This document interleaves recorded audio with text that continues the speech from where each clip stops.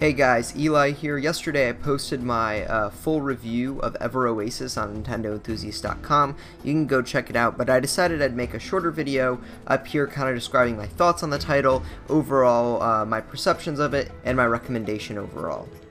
So, first of all, my expectations going into Oasis were not sky high. I knew the game's developer, Grezzo. They hadn't really put out a bunch of original ideas and a lot of original games. They were responsible behind the 3DS Zelda remakes, but they haven't done a lot of game design on their own outside of a few games that got mixed ratings on Metacritic. So I wasn't expecting a whole lot, even though the concept was intriguing to me, and even though this was at last year's E3, but they just hadn't promoted it. They haven't gotten their fans excited for Oasis. I was actually pretty surprised. The game is very good.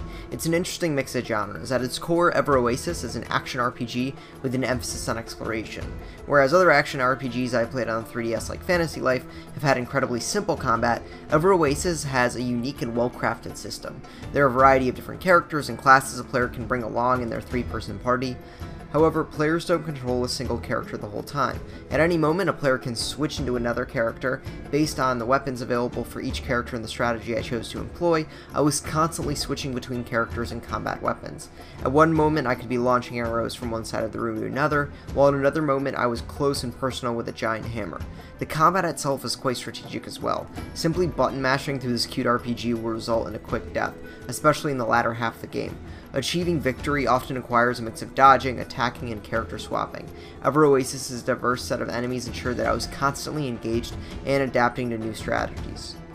The game also contains a light city building component in a similar style to Animal Crossing, in which players are tasked with building their own oasis.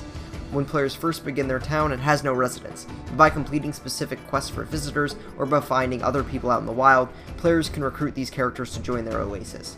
Most recruited characters come with the ability to open up a shop, creating another gameplay loop. Once characters open up a shop in the Oasis, they'll need supplies to make their goods. So players go out, they gather loot, they bring it back to the shop owners, and then the shop owners give a cut of their earnings back to the player. I was able to collect most of the supplies while exploring the game's open world. Bringing back hundreds of items of loot never felt like a grind. It never felt like a fetch quest, like I was going out to collect items just for the purpose of collecting items. Usually they came alongside the exploration I did, so I didn't have to do additional stuff.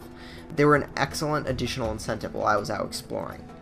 As the Oasis grows, the game opens up new mechanics and opportunities to delegate tasks. For example, at one point the game gave me the ability to send out a search party of my villagers to gather materials to restock the shops. So I didn't have to go out to get the materials on my own, I could send out my villagers to do it. This came really handy if I needed to get items from the beginning of the game, so I wouldn't have to go back to those beginner levels. I can just send out my people to do it.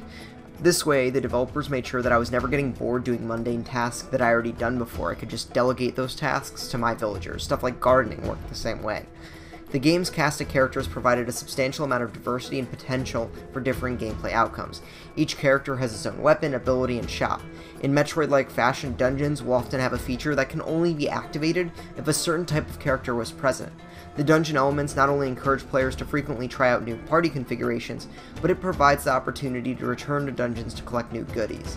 Although there were times when I did not yet have the resident needed to progress in a certain dungeon, and I knew I'd have to come back later, the game provides opportunity to swap out characters already recruited at virtually any time. Oasis is a refreshing action RPG with a surprising amount of gameplay depth and variety. By stitching together swatches of different gameplay genres and inspirations, Grezzo has crafted an impressive title with an engaging world and satisfying gameplay loop. Its music and graphics are cute, but its gameplay is refined. After finishing off this adventure, I cannot wait to see what Grezzo's next step will be. To read the full review, head over to NintendoEnthusiast.com. Thanks everyone for listening and watching, I really appreciate it, and we'll see you guys next time.